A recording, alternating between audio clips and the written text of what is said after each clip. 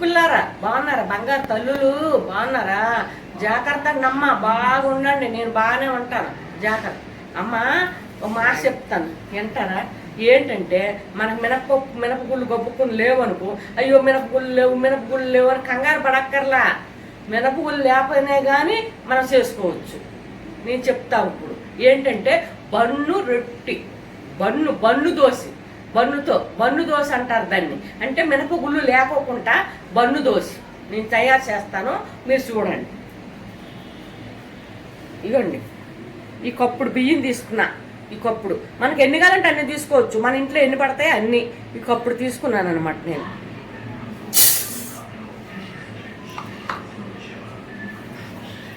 ఇవమ్మా మెంతులు, ఇవి మెంతులు ఇందులో వేస్తున్నాను. అమ్మా ఒకసారి కడిగాను, ఇది రెండోసారి కడిగి నానబెట్టుకోవాలి ఎప్పుడైనా కానీ మనం.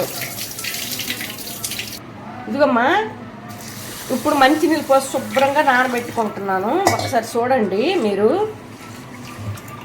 చూడండి ఎంత తెల్లగా కడిగానో చక్కగా చూడండి ఒకసారి. మీరు 4 గంటల పట్టు నానబెట్టుకోవాలి.